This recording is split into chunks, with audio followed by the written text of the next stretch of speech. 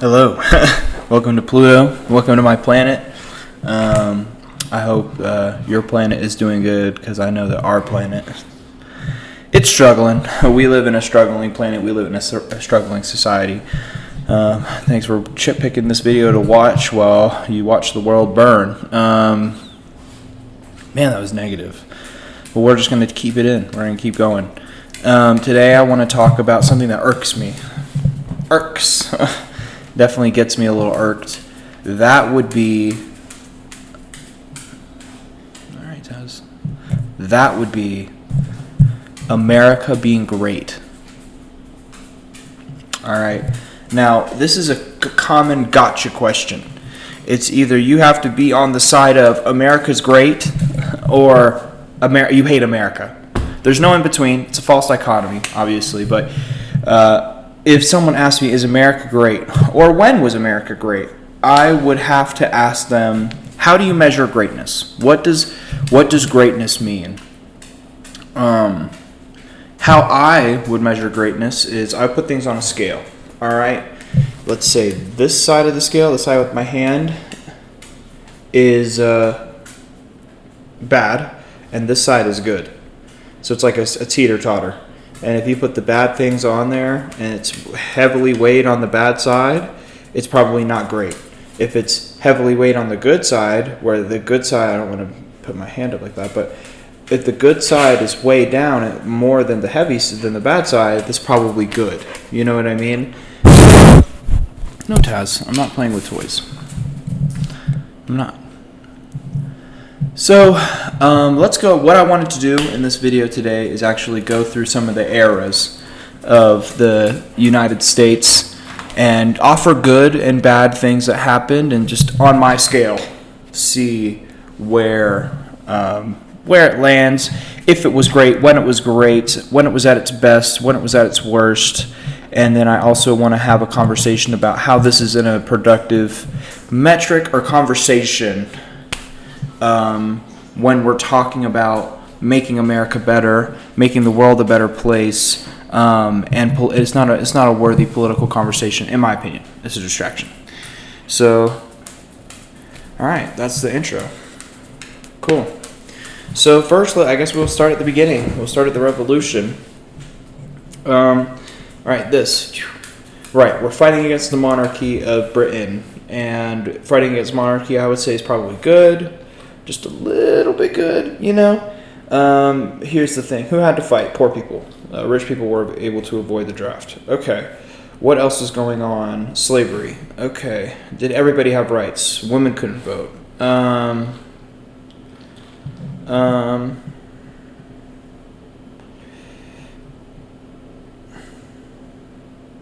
You know, but we still had the remnants of guilds, which is a little bit better. That's a anarchist function.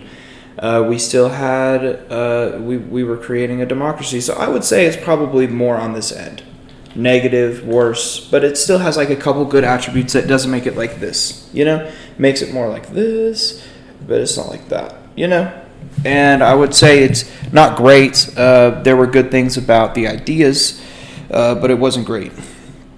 Second, I think also, one thing I completely forgot that maybe pushes it more is genocide of Native Americans, complete genocide of Native Americans and indigenous peoples in America. Let's not forget about that. Definitely didn't make that great. Those weren't great decisions being made. And when you look at it and you're trying to measure, is this something we want to emulate? Was this a great period in our history? I would say probably not. All right. We had another War of 1812, but again, from pretty much the early 1600s, 1619, to the nation was founded in 1776, that whole period is rife with genocide, slavery, and hyper-exploitation in a lot of ways. So, is that a great part of this before the nation is founded? So, that would say that's probably not great. Right, but we fought against that, right? We had the revolution. We fought against British taxes and stuff like that. But it was really just old money fighting new money in a lot of ways. American banks fighting British banks, and everything I just talked about. So it's more complex, but then it's probably I would say on my scale, from -10 to 10, it's probably at like a -3. 0 being just neutral. 10 being great, -10 being the worst you can possibly be. Hitler, 1940s, Germany. I'd say it's probably -3 or -4, but that's my own bias. I understand being portrayed is probably more than that. If you were a Native American in that period of time, it would be a -10, obviously. So maybe it should be -10, but I'm trying to be generous, you know? I'm not just trying to be like, I hate America, because I don't hate America. I think it's the country that I live in. And maybe after go through the eras, I'll talk about what I love about America. Okay? Because even though it's rife with struggles, I love our history. And I know I'm just like squeaking through a freaking Capri Sun, but I was thirsty. Yeah, even though it's rife with struggles, I love our history. Even though it's rife with its own, you know, personal story, it's like, I am proud to be an American in the sense of I'm proud to carry on a legacy of people who were fighting against or fighting for oppressed people. And it's been going on for our whole history, and that's a legacy that I plan on carrying on my shoulders, you know what I mean, as I grow into adulthood. So definitely I would say like that's where I'm coming from. So let's move on to the next era, Civil War. Yeah, we did have half the country fighting against slavery. We were trying to get rid of slavery. But we also had half the country fighting for slavery, so that kind of nullifies it. And then we had slavery plus the foundation of our police system, which before then was slave catchers. I would also say throughout that whole period you have even in the North, you still have racism in a lot of ways, systemic racism. So it's not like it's a perfect world. I think during this period, there was some manifest destiny, too. We want to talk about that. That involves, you know, marginalizing indigenous populations. And then I think we also want to say something about, obviously notable figures. Abraham Lincoln, did free the slaves. He offered his life for that cause, depending on the whatever his name, depending on the motives of his assassin. But I would say that Abraham Lincoln was a pretty good president. You know, I would say that even though we still had wealth exploitation, and we have to, I mean, if we're going to take into Civil War, we're talking about Reconstruction era after this, I mean, you have to take into everybody in the country. And from that, I would probably give it a -2. I mean, it's a little better. We're obviously fighting to remove slavery. But at the same time, it was a fight to remove slavery. It wasn't just maybe we shouldn't own other people because of their race. That's so absolutely ridiculous to me. Even though I know that, like, as a white person, my lineage was somewhat surely was involved. Any white person, usually your lineage is somewhat surely involved. Even though my family didn't move in till the late 1800s. So, but Europe isn't any better, and I think that's just. So I'd say -2. You know, if we were going to give -5 for the revolution, -2, because again, the revolution positives, creating a society, a more democratic society, doing, they didn't follow up on their words, but these ideals were pretty good. They were hypocrites, but the ideals were pretty good. And then let's go into Reconstruction, where the South got to control the reconstruction of their country and race-related issues, chain gangs, and just all that garbage. All of it. Reconstruction, which is probably 1870s to, we'll give it until the 1910s. Labor movements all across the country. Those are good. Those are really good. Labor movements, but the massacres of those labor movements aren't good. Reconstruction era racism and finding the loophole, which is the prison system, to enslave black people again in our country is bad. Reconstruction era, I would say, maybe I went too light on the Civil War. I'd say maybe the Revolution will put it at -7, the Civil War I'll put it at -5, and Reconstruction I'll put it at -3. They're working, but there's still so much oppression, so much just gnarly, crazy shit going on, so much racism, so much just anything. Plus, at the end of this period, we go into World War I, the Great Depression, World War II. I don't think anyone, except for maybe the industrialization which happened in World War II, sees these eras as good eras in our country's history. So, I don't know, especially the wartime silencing of leftist people. Hey, Taz, go away, bye way. The wartime silencing of leftist peoples, labor movements, especially getting killed, like the Ludlow Massacre. And then you talk about World War I, World War II, science being funded just for the primary purpose of killing, lots of war, lots of industrialization, especially Taylorism and capitalism, lots of silencing of peoples, and then the Great Depression on top of that. Banks collapsed. Just all in all, I would give that probably a -5. Plus with the racism in that area.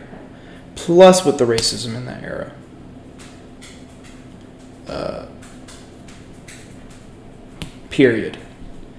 Black people fought in World War I. Black people fought in World War II. We forget about in World War II how we made concentration camps for Japanese people. All these things, I'm not saying mainly negative. Obviously, it's still America. Still trying to fight for these ideals, not capitalism, but these ideals of democracy. And maybe that's me just saying that those ideals are good. And there are labor movements. There are people waking up. There are people, fighting against oppression in almost every scale of the system. The freedom of the press at this point in time was really, really good. There were a lot of leftist and workers' newspapers. There were a lot of workers organizing. The massive amounts of real work being put in to provide mutual aid to communities is a real thing. So that's my answer to that question. I probably would give it a -3. But then let's go into FDR New Deal. That's 50s, 60s, 70s. All right. Tops it off with the Vietnam War. First, I'm going to go through all the bad things, in my opinion. Vietnam War, obviously, the racism that still existed. Black people were cut out of the GI Bill. There were lots of racist housing laws. FHA wasn't able to give loans to people of color.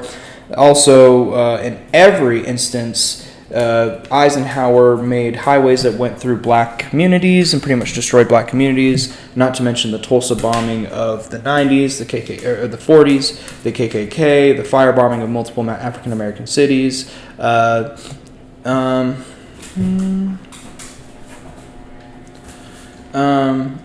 Obviously, those are all awful things. And so I would say, the good things are FDR doing the New Deal. If he included black people, it would have been 10 times better. But the New Deal, I would say something I missed in Reconstruction is white slave owners getting reparations for the slaves that they lost is crazy. That's insane. But yeah, so the New Deal era, I probably would give it a 0. It's neutral, considering all the bad shit that America was. But it wasn't 10 out of 10 great. It was a 0. All right, you see what I mean? Now, past that, we had civil rights, which was a really good thing in that era. We had the hippie movement, which was a really good thing. We had New Age spirituality, which brought a different perspective, an Eastern perspective, into the U.S. We had increase in immigration, increase in industrialization that bettered a lot of people's lives, air conditioning.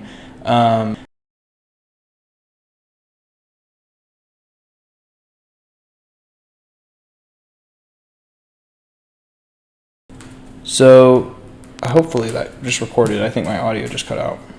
But there were some good things. There was a lot of bad things also that was happening at the same time, especially the oppression of indigenous peoples and reservations. But, there's some sort of progress. I would say a 0.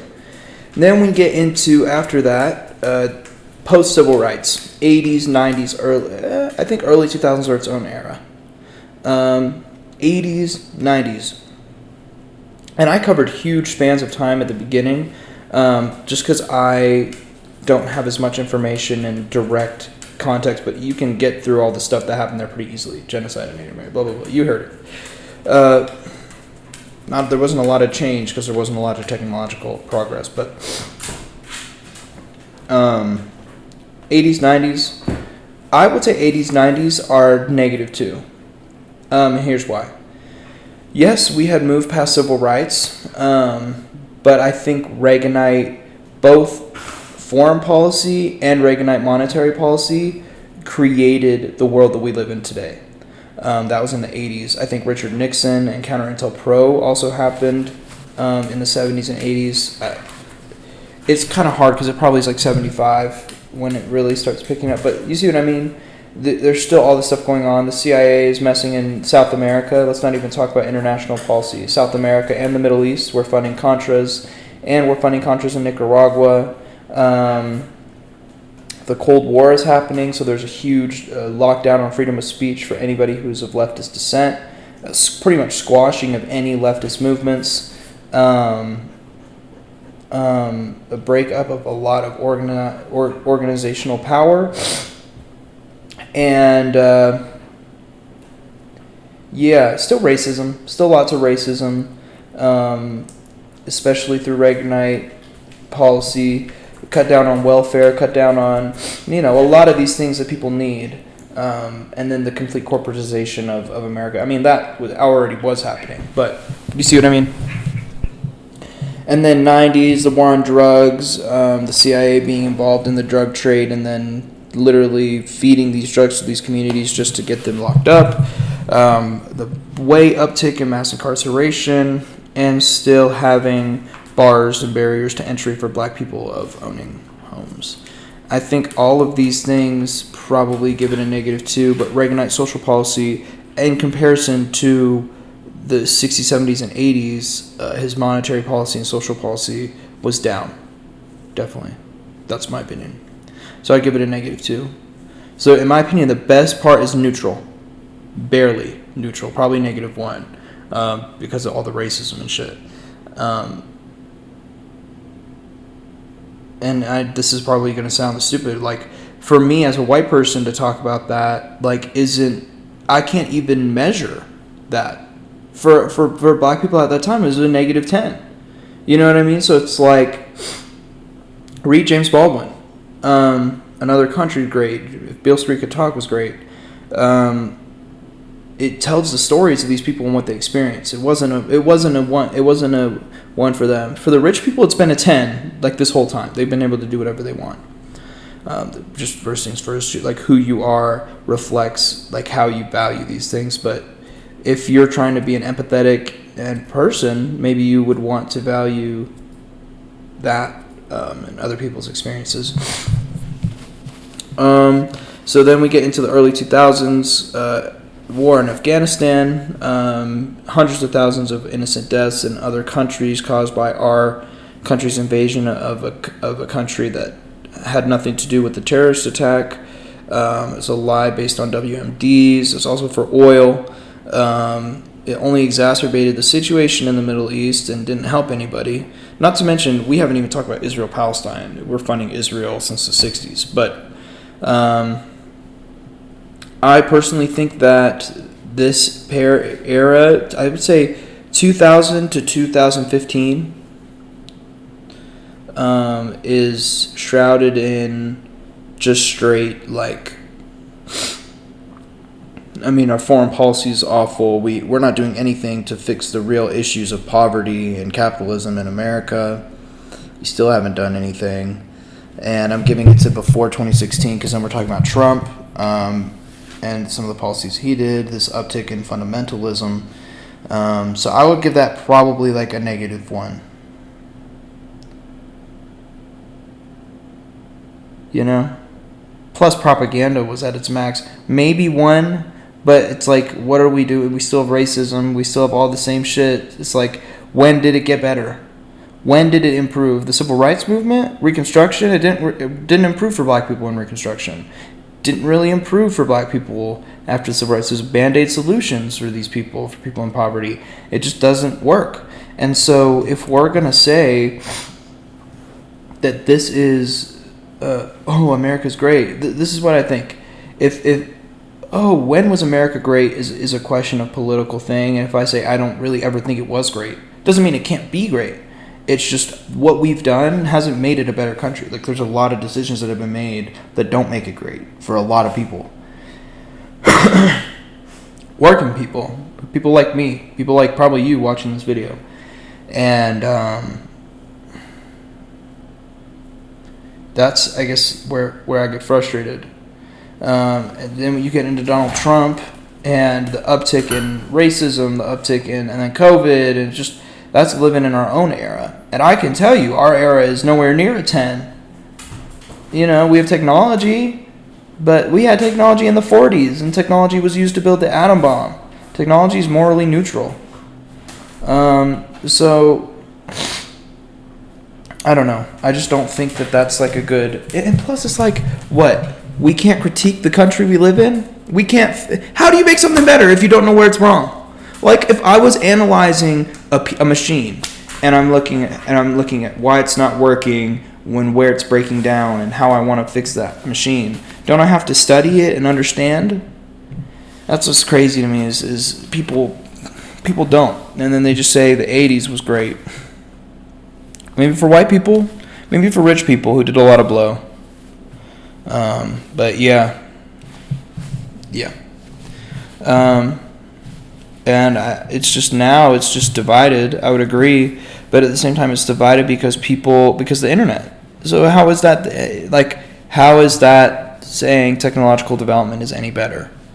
If we had more people reading for real, and less people watching 30-second clips of some smug asshole saying something in a super smug way that validates their beliefs, I mean...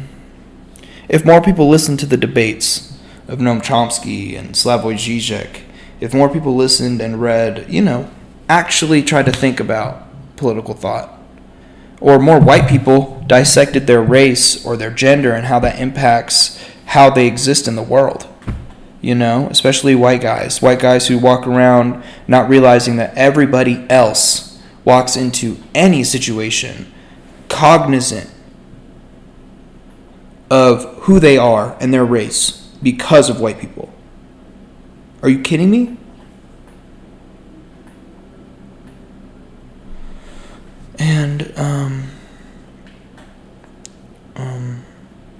And realize that other people's lives aren't jokes. Like, we all live here. So, I don't know. I've been deconstructing how I was raised and stuff, so maybe everyone's on their own journey, But I guess as in the latter part of this is that what I want to get into is, I don't think America was ever really great for everybody. Does that mean we shouldn't recognize those mistakes and try to make the world better? No, it means we should. It means we totally should, but we're not. We're not doing that. Last but not least, I do just want to have something to say about this. This is a common...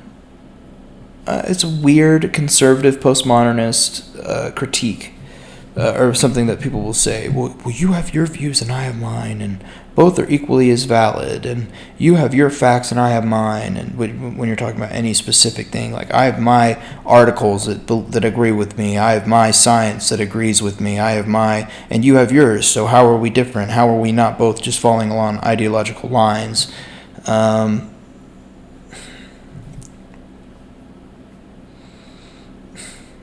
it's a tricky question, because I am falling along an ideological line, but at the same time, it's like when my basis for understanding of the subject isn't guided by my bigotry isn't guided by my uncomfortability with somebody that's different than me, and it's guided by genuine curiosity for another person's experience, and yours is guided by validating,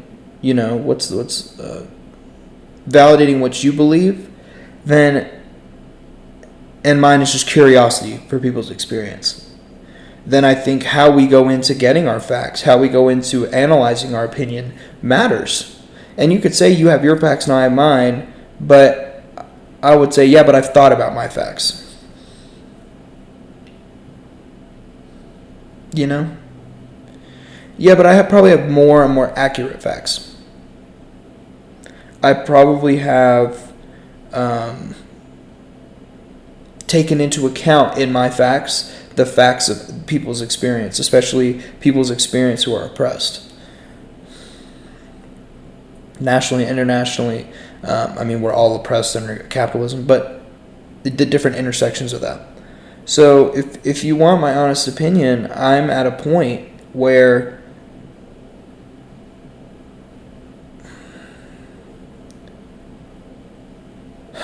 I hate the division in America, but it's hard to want to become unified with people who assume their answer to any question, assume they're right, aren't okay with being wrong, and then just tell everyone that they're right, and that because they say that they're right, that's just as valid as someone who has research and listen to different perspectives. So I don't know. And that's exactly, it's like if you're looking at measuring how great America was in any period, you're going to want to gather everybody's perspective. And I would say people who were able to escape suffering in those periods because of wealth or skin color or gender, or other, there's sexuality, there's anything, religion, people who were able to skirt oppression, they might have had a better life than people who were oppressed. But does that mean that their opinion matters more? Or is the hiddenness of all their other actions and the oppression and the things that they stood for probably negatively weighted? I'm trying to have a nuanced conversation about, was America great? Was our planet ever great? Are we moving in a linear direction with our society and our moral progress? How does that work? And I don't think any of that's true. Like, we're not moving in a direction. We freed the slaves and then put Japanese people in camps. And then we bombed civilian areas with nuclear bombs. And we burned down Black Wall Street. You listen to that and you're like, have we been morally progressing? What does that look like? To me, it looks like it's a battle within. You fighting yourself, making yourself the best person you can be. You know what I mean? And being empathetic and open to hearing different people and their experiences. So, thanks for coming to my TED Talk. I hope it makes sense. I'm just sick of this being a topic of discourse. Was America great? If you're not going to take into account the history, then I could say anywhere was great. I could say 3rd century BC in India was great, which it was under Ashoka, who literally had all modern ideas about, equality of peoples, including slaves and women, and a lack of class. And that's in 3rd century BC of India. So it's like, we're not progressing. It's just different cycles where similar thought comes up. And there's two forces pulling each other at different ends. But it's harder to explain. It's not linear, So, and you can look that up. I need to do my research on it, but you can look that up. So, I don't know. But I appreciate you listening. This is our planet. We got to guard our planet. And if we can see that the negatives and we can organize and come together and fight those negatives, we can make the world a better place. And not in a utopian fashion. I don't think the world's ever going to be perfect. But we can make it the best that we can make it if we focus on that. We put our energy into that. When given a decision, we actually think it through, not on ideological lines, but on what's the benefit, what's the cost, what is it gonna take, you know? And if we organize peacefully, we can make a difference. But thank you. All right. Peace and love. I hope you have a good rest of your day, and let's make this planet a better place. See ya.